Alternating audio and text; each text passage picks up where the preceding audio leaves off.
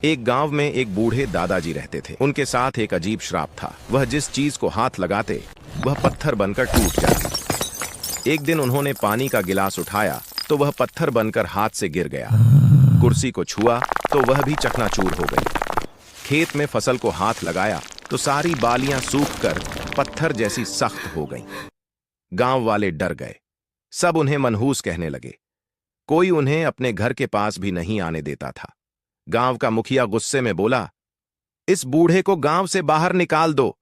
यहां तक कि उनके बेटे ने भी दरवाजा बंद करते हुए कहा, पिताजी, अब आप हमारे लिए मुसीबत बन चुके हो। यह सुनकर दादाजी की आंखों में आंसू आ गए। वह चुपचाप गांव छोड़कर जंगल की ओर चले गए। कई घंटों तक भटकने के बाद वह एक पुराने पेड़ के नीचे बैठकर रोने लगे। तभी पीछे से एक आवाज आई, जिसे दुनिया श्राप समझती है वही सबसे बड़ा वरदान होता है।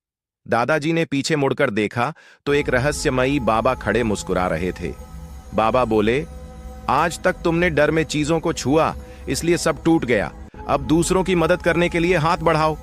इतना कहकर बाबा ने दादाजी के हाथ पर अपना हाथ रखा और अचानक गायब हो गए। थोड़ी देर बाद दादाजी ने पास में एक घायल हिरण देखा। उन्होंने डरते डरते उसे छुआ, लेकिन इस बार हिरण पत्थर नहीं बना। उसके शरीर से चमक निकली और वह पूरी तरह ठीक होकर जंगल में दौड़ गया। दादाजी हैरान रह गए।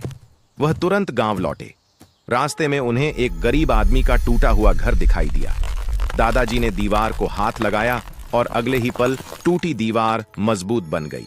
फिर उन्होंने सूखे खेत को छुआ तो वहां हरी भरी फसल उग आई।